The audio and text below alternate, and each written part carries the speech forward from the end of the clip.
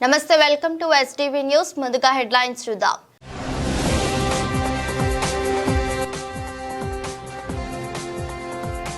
నూట 8 సర్వీసును రాష్ట్ర ప్రభుత్వమే నిర్వహించాలి.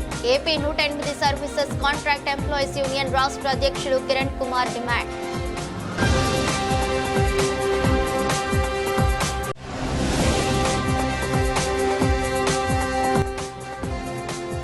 దివంగత మాజీ ఎమ్మెల్యే వంగవీటి మోహన్ రంగా స్ఫూర్తితోనే రాజకీయాల్లోకి వచ్చా తెలిపిన ఎమ్మెల్యే బూండా ఉమామహేశ్వరరావు.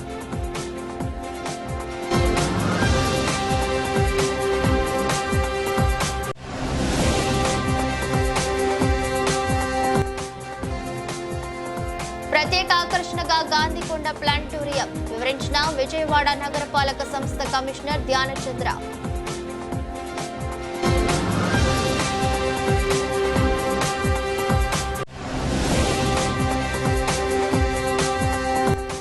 ప్రపంచ దేశాలు కన్నా భారతదేశంలోనే అత్యధికంగా మహిళలు, చిన్నారులపై దాడులు జరుగుతున్నాయి తెలిపిన ప్రముఖ సీనియర్ జర్నలిస్టు డాక్టర్ అనిత.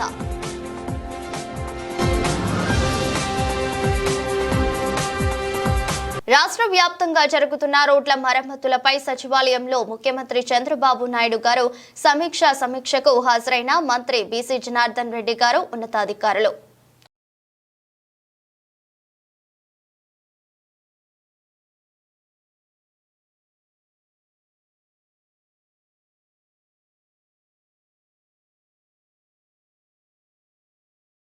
నూట 8 సర్వీసును రాష్ట్ర ప్రభుత్వమే నిర్వహించాలని AP 108 services contract employees union రాష్ట్ర అధ్యక్షులు కిరణ్ కుమార్ డిమాండ్ చేశారు. ప్రభుత్వం నిర్వహించడం ద్వారా ప్రజలకు సత్వరమే వైద్య సేవలు అందించే అవకాశం ఉందని ఆయన స్పష్టం చేశారు.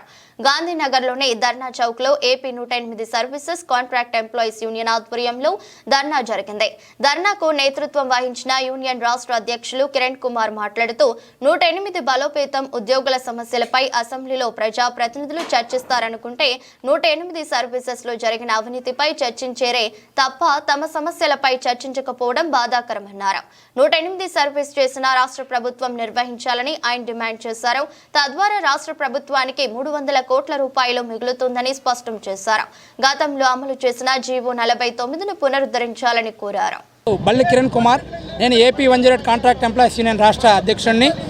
ఈరోజు ఈ యొక్క మహాధర్నా నిర్వహించడానికి ప్రధాన కారణం రాష్ట్ర ప్రభుత్వానికి కార్పొరేట్ సంస్థ అయినటువంటి 108 నడుపుతున్నటువంటి అరబిందో సంస్థకి పలు దఫాలుగా మేము మా నిరసన తెలియజేస్తూ లెటర్లు ఇవ్వడం జరిగింది. శాంతియుతంగా రిప్రజెంటేషన్ ద్వారా, లేఖల ద్వారా వారికి మా సమస్యలను విన్నవించాం. ఒక్కసారి కాకపోయినా ఒక్కసారైనా ఈ సమస్యల మీద దృష్టి పెట్టి ఈ సమస్యలను ఏ విధంగా పరిష్కరిద్దాం అన్నటువంటి ఆలోచన చేయకపోగా మొన్న అసెంబ్లీలో చర్చ జరిగింది 108 మీద.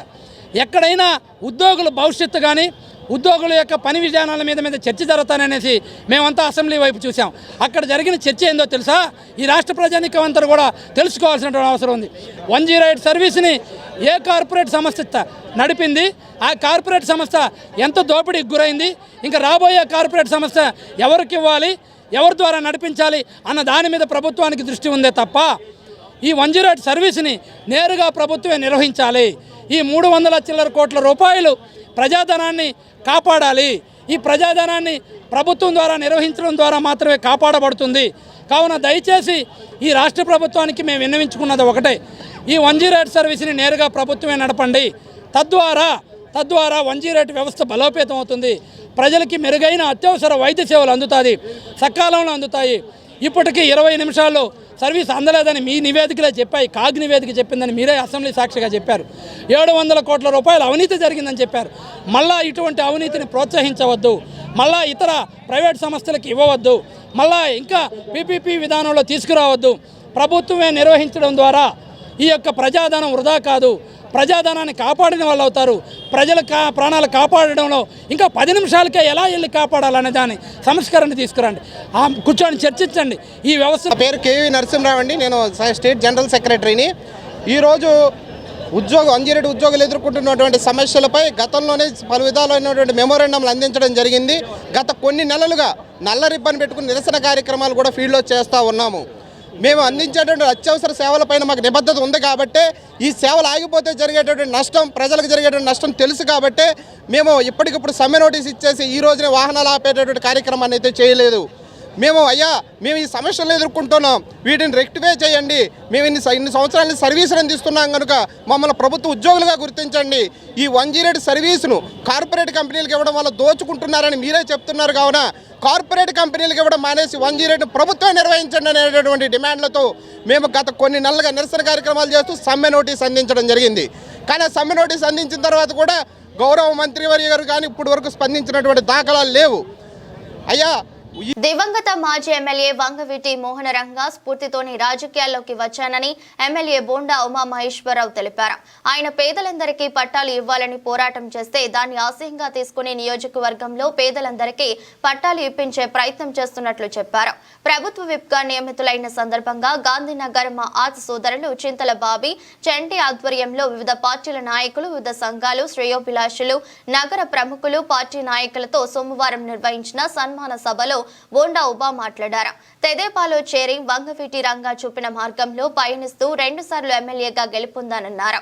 గత ప్రభుత్వం చేసిన అరాచకం కారణంగా గెలిచినా ఓడినట్లు చేశారని చెప్పారు. రంగా నడిచిన నేలపై తాను పౌర సన్మానం పొందడం పూర్వజన్మ సుకృతంగా భావిస్తున్నానని, నిజాయితీగా ముందుకు సాగుతానని, భయం అంటే తెలియని రంగా వారసుడిగా ఉంటానని స్పష్టం చేశారు. చాలా మంది వక్తలు మాట్లాడారు. ఇప్పుడు వాళ్ళందరూ కూడా అనేక అంశాలు ప్రస్తావించారు. కానీ పేదవాడి గుండె చప్పుడైనటువంటి, మాకు స్ఫూర్తి ప్రదాత అయినటువంటి కీర్తిశేషులు వంగవీటి మోహన్ రంగా గారు మాజీ శాసనసభ్యుడైనటువంటి ఈ నియోజకవర్గానికి, ఆయన నడవాడిన ప్రాంతానికి మళ్ళా నేను 2వసారి శాసనసభ్యుడంటే ఆ రంగా గారి పైనుంచి ఆశీస్సులతోనే అయ్యాననే విషయాన్ని ఈ సందర్భంగా గుర్తు చేస్తా ఉన్నా. ఎందుకంటే మా బావ అంటా ఉన్నాడు 3వసారని, కానీ ఆ రోజున తప్పుడు లెక్కలతో 97 ఓట్లతో గెలిచినటువంటి బోండా ఉమాని తెలుగుదేశం పార్టీని 23 సీట్లకే పరిమితం చేయాలి, 23 ఎమ్మెల్యేలని ఆ రోజు చంద్రబాబు నాయుడు కొన్నాడు మా దగ్గర అని జగన్మోహన్ రెడ్డి ఆ ఉద్దేశంతో మరి నన్ను ఓడిపోయినట్టు చూపించినా 25 ఓట్లతో నేను ఓడిపోయానని అఫీషియల్గా డిక్లేర్ చేసిన బోండా ఉమా ఏ రోజు కూడా ఇంట్లో పడుకోలేదు. ఇంట్లో పడుకోలా. 5 సంవత్సరాలు రాక్షస పరిపాలనలో పోరాడాం. జగన్ని డైరెక్ట్గా టార్గెట్ చేశాం. జగన్ అవినీతి అంశాలన్నింటినీ కూడా ఎండగట్టాం. ఎందుకంటే నిత్యం ఆ రోజున మీడియాలో ఉండేవాడిని నేను. గాంధీ కొండ వద్ద ఉన్న ప్లానిటోరియం విజయవాడకు ప్రత్యేక ఆకర్షణగా నిలుస్తుందని విజయవాడ నగరపాలక సంస్థ కమిషనర్ ధ్యానచంద్ర అన్నారు. సోమవారం నాడు విడుదల చేసిన ప్రకటనలో 1 టౌన్ గాంధీ హిల్లో ఉన్న ప్లానిటోరియంలో ప్రజలు ఇక్కడ నుండి వీక్షించవచ్చని అన్నారు. ప్రజలకు ఆహ్లాదకరమైన వాతావరణం అందించే గాంధీ హిల్లో అంతరిక్ష పరిజ్ఞానం పెంచేందుకు ఏర్పాటు చేసిన ప్లానిటోరియంను ప్రజలందరూ వీక్షించవలసిందిగా కోరుతున్నారు. ప్రజలందరికీ అందుబాటులో ఉండేందుకు 40 రూపాయలు ప్రవేశ టికెట్ గా పెట్టినట్లు తెలిపారు. 63 సిట్టింగ్ కెపాసిటీ గల ప్లానిటోరియంను ముఖ్యంగా విద్యార్థులకు అందుబాటులోకి తీసుకురావాలనే ఉద్దేశంతో పాఠశాలల నుండి ప్రత్యేక బుకింగ్ చేసుకున్న వారికి 50% ప్రవేశ రుసుముతో రాయితీ ఇస్తున్నట్లు తెలిపారు. బుధవారం నుండి ప్రతిరోజు సాయంత్రం 4 గంటల నుండి రాత్రి 7 గంటల వరకు ప్రతి అరగంటకు షో వేస్తున్నట్లు తెలిపారు. పాఠశాల, కళాశాలల నుండి ప్రత్యేకంగా బుకింగ్స్ చేసుకున్న వారికి ఉదయం నుండి సాయంత్రం వరకు వారు బుకింగ్ చేసుకున్న సమయంలో షో వేస్తామని తెలిపారు. ప్రతి మంగళవారం నిర్వహణ కొరకు సెలవు అని అన్నారు. విజయవాడలో ప్రత్యేక ఆకర్షణగా ఉన్న గాంధీకొండ ప్లానిటోరియంలో వీక్షించి అంతరిక్ష పరిజ్ఞానాన్ని పెంచుకోవాలని ప్రజలందరినీ కోరుతున్నారు. షోలు 9-10 హిందీ షోలు, 10 తెలుగు షోలు ఉన్నాయి. ప్రస్తుతానికి తెలుగు ఇంకా పెంచుతున్నాం షోలు కంటిన్యూగా. ఇవి ఒక్కోటి 10 మినిట్స్, 20 మినిట్స్, 30 మినిట్స్ రకరకాల షోలు ఉన్నాయి. కానీ మేము మినిమం ఒక షో అంటే 30 మినిట్స్. 30 మినిట్స్లో 2 10 మినిట్స్ రావచ్చు, 2 15 మినిట్స్ రావచ్చు, లేదా 3 10 మినిట్స్ షోలు రావచ్చు. మొత్తం మీద లోపలికి ఒకసారి ఎంటర్ అయితే 30 మినిట్స్ ఒక షో ఉంటుంది. దీనిలో అమౌంట్ ప్లానిటోరియం టికెట్ రేటు 40 రూపీస్గా కమిషనర్ గారు యాక్సెప్ట్ చేశారు, డిసైడ్ చేశారు. ఇంకా దీనిలో చిన్నపిల్లలు పెద్దవాళ్ళు అంటూ ఏం లేదు, అందరికీ 40 రూపీస్ టికెట్ ఉంటుంది. ఇది డిసైడ్ చేయడానికి కమిషనర్ గారు మొత్తం మన ఇండియాలో ఉన్న అన్ని ప్లానిటోరియం రేట్స్ తెప్పించాడు. లీస్ట్ ప్లానిటోరియం రేటు 80 రూపాయలు ఉంది మన ఇండియాలో. ఇంకా 150 బిర్లా ప్లానిటోరియం అయితే మనకు 150 రూపాయలు ఉంది అక్కడ టికెట్. కానీ మనకు విజయవాడలో కొత్తగా పెట్టాం కాబట్టి పబ్లిక్ అందరికీ అవైలబుల్ రావటం, ఇంకా గాంధీ హిల్ తొందరగా డెవలప్ అవడానికి అవకాశం ఉంటుందని చాలా తక్కువ రేటు 40 రూపాయలు పెట్టడం జరిగింది. దీన్ని ప్రస్తుతానికి బుధవారం నుంచి సాయంత్రం 4 గంటల నుంచి రాత్రి 7 గంటల వరకు ప్రతి అరగంటకి ఒక షో లెక్కన మేము దీనికి ఒక ప్రపంచ దేశాల కన్నా భారతదేశంలోనే అత్యధికంగా మహిళలు, చిన్నారులపై అత్యధికంగా దాడులు జరుగుతున్నాయని ప్రకటించడం చాలా బాధ కలిగిస్తుందని ప్రముఖ సీనియర్ జర్నలిస్ట్ డాక్టర్ అనిత అన్నారు. మహిళలు ప్రతిరోజు కొత్త సవాళ్లు ఎదుర్కోవాల్సి వస్తుందని ఆవేదన వ్యక్తం చేశారు. నగరంలోని మొఘల్ రాజ్పురం పిబి సిద్ధార్థ కళాశాల ఆడిటోరియంలో సేఫ్ ఆర్గనైజేషన్ ఆధ్వర్యంలో మహిళలపై హింస నిర్మూలన కోసం తీసుకోవాల్సిన చర్యలపై సదస్సు నిర్వహించారు. ఈ కార్యక్రమానికి ముఖ్య అతిథులుగా ప్రముఖ journalist doctor Anitha, Sunkara Rajendra Prasad, SAFE convener Vijayalakshmi, Swarooparani, పలువురు సేఫ్ మహిళా ప్రతినిధులు పాల్గొన్నారు. ఇటీవల రోడ్డు ప్రమాదంలో మరణించిన సేఫ్ ఆర్గనైజేషన్ అధ్యక్షురాలు జ్యోత్స్న మృతికి సంతాపంగా 10 రోజుల పాటు వివిధ కళాశాలల్లో మహిళలపై జరుగుతున్న హింస నిర్మూలన కోసం తీసుకోవాల్సిన చర్యలు, సదస్సులు నిర్వహిస్తున్నట్లు తెలిపారు. డాక్టర్ అనిత సదస్సును ఉద్దేశించి ప్రసంగిస్తూ మహిళలు, పిల్లలు ప్రతిక్షణం భయపడాల్సి వస్తుందని తెలిపారు. గతంలో కంటే మహిళలపై దాడులు విపరీతంగా జరుగుతున్నాయన్నారు. 2021-25 మధ్య 5,000 మంది చనిపోయారని తెలిపారు. అనంతరం కన్వీనర్ విజయలక్ష్మి, స్వరూపరాణిలు మాట్లాడుతూ ఢిల్లీ హత్య కేసు అనంతరం తీసుకువచ్చిన నిర్భయ చట్టం అమల్లోకి వచ్చిన మహిళలపై దాడులు ఏమాత్రం ఆగలేదన్నారు. చట్టాలు అమలు చేసే వాళ్ళు చట్టాన్ని దుర్వినియోగం చేస్తున్నారని మండిపడ్డారు. మహిళలపై దాడులు నివారించాలంటే తప్పనిసరిగా కేంద్ర, రాష్ట్ర ప్రభుత్వాలు కఠిన చట్టాలు అమలు చేయాలని తెలిపారు. No spot on this place is safe enough for us. అందుకే స్టాప్ వైలెన్స్ కాదు, కామా పెడితే చాలా అనిపిస్తుంది. స్టాప్ సంగతి ఎప్పుడు, ఎలిమినేషన్ ఎప్పుడు. All of you might be knowing during COVID many of the surveys have research surveys conducted by various organizations, even international organizations, UNICEF and others have said that post-COVID situation has created such an environment where the crime against women has drastically changed, drastically gone up. నగరంలోని Siddhartha Nagar Radha Madhav apartments లో కార్తీక దీపోత్సవ వేడుక కనుల పండుగగా నిర్వహించారు. కార్తీక దీపాలతో ఆ ప్రాంతమంతా దేదీప్యమానంగా వెలుగొందింది. ప్రతి ఇంట చీకటిని పారద్రోలి వెలుగులు నింపే కార్తీక దీపోత్సవ కార్యక్రమాన్ని నిర్వహించడం ఆనందంగా ఉందని అపార్ట్మెంట్స్ అసోసియేషన్ అధ్యక్షుడు చంద్రశేఖర్ అన్నారు. సిద్ధార్థ నగర్ లోని జీవి రాధా మాధవ్ అపార్ట్మెంట్స్ ఆవరణలో కార్తీక మాసం సందర్భంగా కోటి దీపోత్సవ వేడుక వైభవంగా జరిగింది.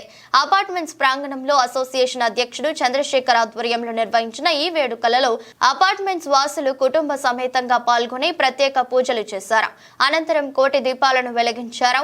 ఈ సందర్భంగా అసోసియేషన్ అధ్యక్షుడు చంద్రశేఖర్ మాట్లాడుతూ తమ అసోసియేషన్ ఆధ్వర్యంలో కుల మతాలకు అతీతంగా ప్రతి పండుగను ఎంతో వైభవంగా నిర్వహించుకుంటామని చెప్పారు. చీకటిని పాలద్రోలి ప్రతి కుటుంబంలో వెలుగులు నింపాలని స్వామివారికి ప్రత్యేక పూజలు, కోటి దీపోత్సవం నిర్వహించడం జరిగిందని తెలిపారు. నేటి తరాలకు మన సంస్కృతి సంప్రదాయాలను తెలియజేయాలన్న ఉద్దేశంతో తమ అసోసియేషన్ ఆధ్వర్యంలో ప్రతి పండుగను ఎంతో వైభవంగా అపార్ట్మెంట్ నివాసితులు సహకారంతో జరుపుకోవడం జరుగుతుందని వెల్లడించారు. రాబోయే రోజుల్లో కూడా ఇదే రీతిలో ప్రతి పండుగను ఎంతో వైభవంగా సంప్రదాయ పద్ధతులు నిర్వహిస్తామని స్పష్టం చేశారు. ముందుగా అందరికీ కార్తీక కోటి దీపోత్సవ శుభాకాంక్షలు. జీవి రాధామాధవ్ అసోసియేషన్లో మా ఇక్కడ ఉన్న గృహిణులందరూ అత్యుత్సాహంగా భక్తి శ్రద్ధలతో ఈరోజు ఈ దీపోత్సవం జరుపుకుంటాం. కన్నులకు వినువిందుగా ఉంది. మేము ఇక్కడ అన్ని పండగలు అందరం చాలా వేడుకగా జరుపుకుంటాము. ఈ రోజున ఈ టర్నౌట్ లార్జెస్ట్ నంబర్. ఇటువంటి పండగలన్నీ మా జీవి రాధామాధవ్ ఫ్లాట్ ఓనర్స్ అసోసియేషనే స్పాన్సర్ చేస్తూ ఉంటుంది. ఈరోజు పండుగను కూడా చేశాము. శివాయ జీవి రాధామాధవ్ అసోసియేషన్ ప్రెసిడెంట్ చంద్రశేఖర్ గారు, కల్పన గారు మాట్లాడినట్టు ఇక్కడ కోటి దీపోత్సవం సెలబ్రేట్ చేసుకున్నాం. కోటి దీపాలు అంటే ఒక్కొక్క ప్రమిదిలో 1,00,000 ఒత్తులు వెలిగించి 1,00,000 × 108 or 111 పెట్టి కోటి పైన వచ్చే దీపాలు కోటి దీపోత్సవం ఈరోజు ఆఖరి కార్తీక సోమవారం సందర్భంగా కనుల విందుగా సెలబ్రేట్ చేసుకున్నాం. చక్కగా అలంకరించి నిన్నటి నుంచి ప్రారంభించి పువ్వులు అన్నీ గ్యాదర్ చేసి లేడీస్ అందరూ చాలా ఉత్సాహంగా పాల్గొని అందరూ ఒక పక్కన కార్తీక వనభోజనాలు అవుతున్నా కూడా ఈ అరేంజ్మెంట్స్ అన్ని చూసుకోవడానికి లేడీస్ అందరూ గ్యాదర్ అయ్యి కార్తీక లాస్ట్ ఆఖరి సోమవారం కోటి దీపోత్సవం బ్రహ్మాండంగా చేసుకున్నాం. సోమవారం ఉపవాసాలతో దీపారాజన చేశారు. జీవి రాధామాధవ్ ఎప్పుడు అన్నీ ఇలా కలిసే చేస్తారు. సంతోషంగా. Thank you. ఓం నమ శివాయ. శివాయ అండి. మేము రాధామాధవ్ జీవి అండి మాది. ఈ రోజు అప్పుడే కార్తీక మాసం అయిపోతుంది, ఇంకొక 4 రోజుల్లో అనిపిస్తుందండి. ఈ రోజు కార్తీక సోమవారం ఆఖరి సోమవారము. ఈరోజు మేమందరం కలిసి కోటి దీపాలు వెలిగించుకున్నామండి. చాలా సంతోషంగా ఉంది. మేము ఎప్పుడు ఇలానే అందరం ఆనందంగా సంతోషంగా ఉండాలని ఆ శివయ్యని ఎల్లవేళలా ప్రార్థిస్తున్నామండి. ఓం నమ శివాయ అండి. के दिन आज 100 दीपम जलाए हैं गणेश जी को कोटि. ओके 100 ना 1 crore. Okay thank you. భవనాలు లేఅవుట్ల అనుమతులు సులభతరం చేస్తూ ఏపీ సర్కార్ కీలక నిర్ణయం తీసుకుంది. టౌన్ ప్లానింగ్ విభాగంలో సంస్కరణలపై వేసిన కమిటీ రిపోర్టుకు సీఎం ఆమోద ముద్ర వేసింది. 15 మీటర్ల ఎత్తు వరకు భవనాల నిర్మాణాలు ప్లాన్లకు మున్సిపల్ శాఖ అనుమతి అవసరం లేదు.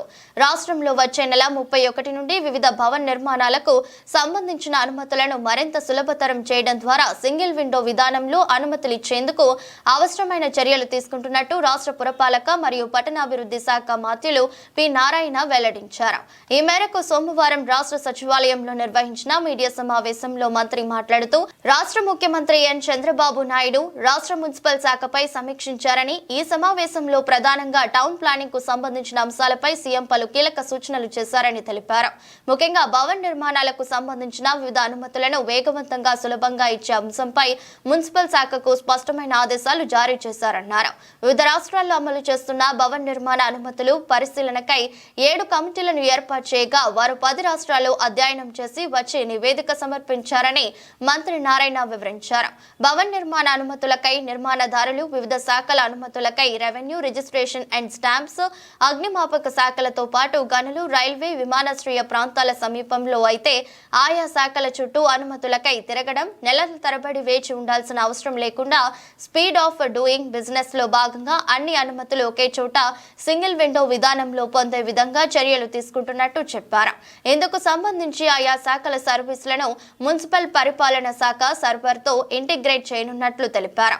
ఈ విధానం వచ్చే నెల 31 నుండి అమల్లోకి తెచ్చేందుకు చర్యలు తీసుకుంటున్నట్టు మంత్రి నారాయణ వివరించారు. ఒక ప్లాన్ అప్లై చేయాలంటే వాళ్ళు రెవెన్యూ డిపార్ట్మెంట్ పోయి నాలా సర్టిఫికేట్ తెచ్చుకోవాలి. ఒక లేఅవుట్ అంటే అనేసి తెచ్చుకోవాలి. దానికి ఒక 15 రోజుల నుంచి నిలబడుతుంది. తర్వాత రిజిస్ట్రేషన్ డిపార్ట్మెంట్ కి పోయి టీడీఆర్ వాటికంటే ఆ వాల్యూ ఎంత ఉందో తెలుసుకోవాల్సి వస్తుంది. దానికి కొద్ది రోజులు పడుతుంది. ఈసీలు తెచ్చుకోవడానికి వాళ్ళ చుట్టూ తిరగాల్సి వస్తుంది. అది 15 రోజుల నుంచి నిలబడుతుంది. ఎయిర్పోర్ట్ అథారిటీ ఉంటే హై రైజ్ దగ్గరలో ఎయిర్పోర్ట్ ఉండి హై రైజ్ కట్టాలంటే అక్కడి నుంచి పర్మిషన్ కి వాళ్ళ దగ్గర తిరగాల్సి వస్తుంది. ఫైర్ డిపార్ట్మెంట్ మళ్ళా ఫైర్ డిపార్ట్మెంట్ దగ్గర పర్మిషన్ తెచ్చుకోవడానికి ఒక నెల రోజులు పడుతుంది. 1-2 నెలలు. మైనింగ్ డిపార్ట్మెంట్ దగ్గర పర్మిషన్ తెచ్చుకోవాలా. రైల్వేస్ దగ్గర ఉంటే రైల్వే వాళ్ళ దగ్గర తీసుకోవాలా. రైల్వే ట్రాక్స్ దగ్గర ఉంటాయి. ఇరిగేషన్ కెనాల్స్ పెద్దవి ఉంటే పక్కన తెచ్చుకోవాలి. ఇట్లా డిఫరెంట్ డిపార్ట్మెంట్స్ తెచ్చి వాళ్ళు సబ్మిట్ చేయడానికి దాదాపు 3 నెలల నుంచి సంవత్సరం పడుతుంది. ఇవన్నీ తగ్గించడానికి single window speed of doing business లో సింగిల్ విండో కింద సెక్రటరీతోనూ కమిషన్ తో మాట్లాడాం. వాళ్ళ సర్వర్ ని మా యొక్క మున్సిపల్ సర్వర్ తో ఇంటిగ్రేట్ చేస్తున్నాం. అదేవిధంగా ఫైర్ వాళ్ళతో మాట్లాడాం. వాళ్ళ సర్వర్ ని మున్సిపల్ దాంట్లో ఇంటిగ్రేట్ చేస్తున్నాం. అదేవిధంగా రిజిస్ట్రేషన్ డిపార్ట్మెంట్ వాళ్ళ సర్వర్ ని మా సర్వర్ తో. వన్యప్రాణులు పంటలను నాశనం చేయడం, ఈ క్రమంలో కొందరు ప్రాణాలు కోల్పోతుండటం ఓవైపు, మరోవైపు పొలాల దగ్గర వేసుకున్న విద్యుత్ కంచెలను వన్యప్రాణులు చనిపోతున్న క్రమంలో ప్రజల జీవనోపాధులకు, ప్రాణాలకు విఘాతం లేకుండా వన్యప్రాణులను కాపాడుకోవాలని ఉప ముఖ్యమంత్రి అటవీ పర్యావరణ శాఖ మంత్రి శ్రీ పవన్ కళ్యాణ్ గారు అటవీ శాఖ ఉన్నతాధికారులకు దిశానిర్దేశం చేశారు. ఏనుగులు వ్యవసాయ భూముల్లోకి రాకుండా కందకాల నిర్మాణాన్ని వేగవంతం చేయాలని ఆదేశించారు. పంచాయతీరాజ్ గ్రామీణాభివృద్ధి శాఖ సహకారంతో ఉపాధి హామీ పథకంతో అనుసంధానం చేసి ఆ పథకం ద్వారా ఈ పనులను చేపట్టాలని స్పష్టం చేశారు. సోమవారం మధ్యాహ్నం అటవీ శాఖ ఉన్నతాధికారులతో వన్యప్రాణుల సంరక్షణపై సమీక్షించారు. Chief wildlife warden Shri AK Nayak ఇటీవల చిత్తూరు జిల్లాలో ఒక ఏనుగు విద్యుత్ షాక్ తో చనిపోయిన ఘటనను వివరిస్తూ ఏనుగులు కుప్పం నుంచి శేషాచలం కొండల వైపు కదులుతూ వ్యవసాయ భూముల్లోకి రావడంతో ఈ ఘటన జరిగిందని తెలిపారు. ప్రస్తుతం 123 ఏనుగులు కుప్పం, పలమనేరు, చిత్తూరు అటవీ రేంజ్ల గుండా సంచరిస్తున్నాయి. ఈ ఏనుగులు రిజర్వ్ ఫారెస్ట్ల సమీపంలోని వ్యవసాయ భూముల్లోకి ప్రవేశిస్తుండటంతో పంట నష్టంతో పాటు మనుషుల, వన్యప్రాణుల ఘర్షణలకు దారితీస్తుందని PCCF ఫారెస్ట్ ఫోర్స్ అధికారి శ్రీ చిరంజీవి చౌదరి వివరించారు. అంతేకాకుండా పార్వతీపురం, మన్యం జిల్లాలో 7 ఏనుగులు ఒక గుంపుగా, మరో 4 ఏనుగులు ఇంకో గుంపుగా కూడా సంచరిస్తున్నాయని తెలిపారు.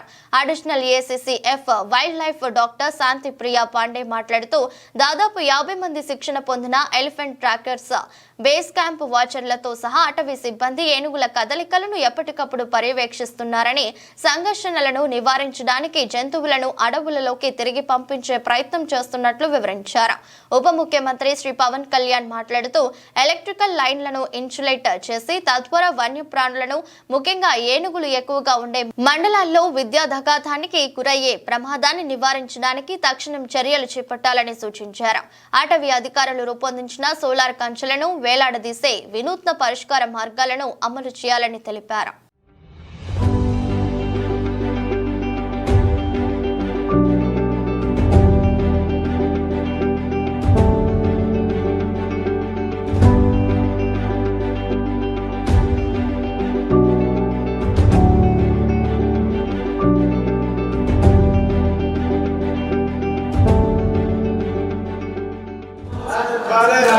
सर्वदा सर्वत्र दिग्विजय प्राप्तिरस्तु सत्याः सन्तु यजमानस्य कामाः उत्तरोत्तराभिवृद्धिरस्तु।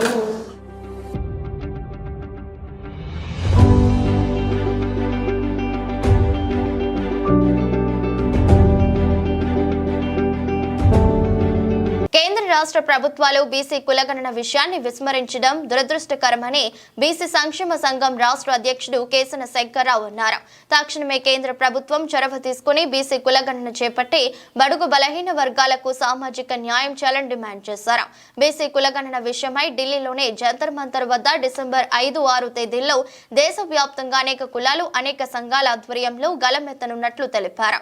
బీసీ కులగణన చేసి సామాజిక న్యాయం చేయాలని కోరుతూ నగరంలోని తుమ్మలపల్లి కళాక్షేత్రం దగ్గర ఉన్న జ్యోతిరావు పులే విగ్రహం వద్ద బీసీ సంక్షేమ సంఘం రాష్ట్ర నాయకులు మహంతి వాసుదేవరావు ఆధ్వర్యంలో నిరసన కార్యక్రమం జరిగింది. ఈ సందర్భంగా బీసీ సంక్షేమ సంఘం రాష్ట్ర అధ్యక్షులు కేసన శంకర్రావు మాట్లాడుతూ సంపద సృష్టించేటటువంటి తమను గుర్తించి బీసీ కులగణన చేయాలని రాష్ట్రంలోని 26 జిల్లాలలో కలెక్టర్లకు మెమరాండం అందజేస్తున్నామని తెలిపారు. బీసీ కులగణన అంశాన్ని కేంద్ర రాష్ట్ర ప్రభుత్వాలు విస్మరించడం దురదృష్టకరమన్నారు. ప్రధానమంత్రి నరేంద్ర మోదీ తాను ఒక బీసీనని చెప్పుకుంటూ 3 సార్లు ప్రధాని అయ్యారని, కానీ బీసీలకు తగు న్యాయం చేయలేదని ఆవేదన వ్యక్తం చేశారు. ఇప్పటికైనా బీసీ కులగణన చేసి తమకు ప్రాధాన్యత కల్పించాలని కేంద్రాన్ని కోరారు. వెంటనే కేంద్ర రాష్ట్ర ప్రభుత్వాలు చొరవ తీసుకుని బీసీ కులగణన చేయాలని డిసెంబర్ 5-6 తేదీలలో ఢిల్లీలోని జంతర్ మంతర్ వద్ద దేశవ్యాప్తంగా అనేక కులాల, అనేక సంఘాల ఆధ్వర్యంలో తమ గళాన్ని వినిపించనున్నట్లు తెలిపారు. అనంతరం బీసీ సంక్షేమ సంఘం రాష్ట్ర నాయకులు మహంతి వాసుదేవరావు మాట్లాడుతూ నేడు బీసీ కులగణన అంశంపై విజయవాడ నగరంలోని తుమ్మలపల్లి కళాక్షేత్రం వద్ద జ్యోతిరావు పులే విగ్రహం వద్ద బీసీ సంక్షేమ సంఘం రాష్ట్ర అధ్యక్షులు కేసన శంకర్రావుతో కలిసి నిరసన తెలియజేయడం జరిగిందని అన్నారు. డిసెంబర్ 5-6 తేదీలలో ఢిల్లీలోని జంతర్ మంతర్ వద్ద జరిగే కార్యక్రమానికి అందరూ తరలి రావాలని పిలుపునిచ్చారు. బీసీ కులగణన చేసిన బడుగు బలహీన వర్గాలకు సామాజిక న్యాయం చేయాలని డిమాండ్ చేశారు. ఈ కార్యక్రమంలో బీసీ సంక్షేమ సంఘం నగర అధ్యక్షులు చిప్పాడ చందు, మేఘా వెంకటేశ్వరరావు తదితరులు పాల్గొన్నారు. మీడియా మిత్రులందరూ కూడా బీసీ సంక్షేమ సంఘం తరఫున మీ అందరికి కూడా శుభాకాంక్షలు. దేశంలో బ్రిటిష్ వారు ఉన్నప్పుడు 1931లో కులగణాంకాలు చేసేటువంటి పరిస్థితి అందరికీ తెలుసు. మనకి స్వతంత్రం వచ్చి 77 సంవత్సరాలు పూర్తవుతున్న నేపథ్యంలో ఇంతవరకు కూడా కేంద్ర ప్రభుత్వం కుల గణాంకాలు చేయటానికి వెనుకాడుతూ ఉంది. ఈ దేశంలో అత్యధిక సంఖ్యాకులైన బలహీన బడుగు వర్గాలు బీసీలు కానీ, ఎస్సీలు కానీ, ఎస్టీలు కానీ, మైనారిటీ వర్గాలన్నింటికి కూడా సమస్త రంగాల్లో సరైనటువంటి న్యాయం జరగట్లా. అందుకే ఈ దేశంలో జనగణనతో పాటు కుల గణాంకాలు కూడా జరగాలని పలు దఫాలుగా కేంద్ర ప్రభుత్వం పైన ఒత్తిడి తీసుకురావటం, నరేంద్ర మోడీ గారిని కలవటం, కాంగ్రెస్ పార్టీ అధ్యక్షులను కలవటం, దేశ రాజధానిలో జంతర్ మంతర్ల దగ్గర పలు సంవత్సరాలుగా మేము అనేక పోరాటాలు, ఉద్యమాలు, దీక్షలు, ధర్నాలు అన్నీ కూడా చేస్తున్నటువంటి పరిస్థితి. కనీసం కేంద్ర ప్రభుత్వానికి ఈరోజు వరకు కూడా కనికరం కలగట్లేదు. దేశ జనాభాలో అత్యధిక శాతం ఉన్నటువంటి బలహీన వర్గాలకి. వార్తలు ముగించే ముందు మరోసారి హెడ్లైన్స్.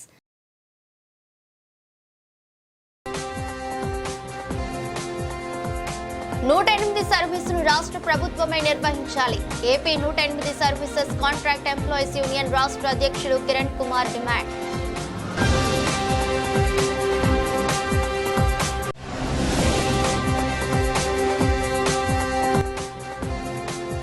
దివంగత మాజీ ఎమ్మెల్యే వంగవీటి మోహన్ రంగా స్ఫూర్తితోనే రాజకీయాల్లోకి వచ్చా తెలిపిన ఎమ్మెల్యే బూండా ఉమామహేశ్వరరావు.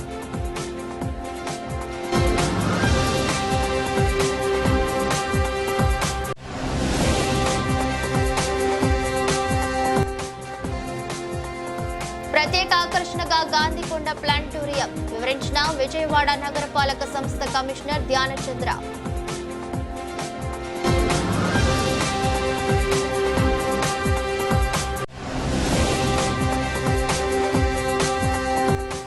ప్రపంచ దేశాలు కన్నా భారతదేశంలోనే అత్యధికంగా మహిళలు, చిన్నారులపై దాడులు జరుగుతున్నాయి తెలిపిన ప్రముఖ సీనియర్ జర్నలిస్ట్ డాక్టర్ అనిత.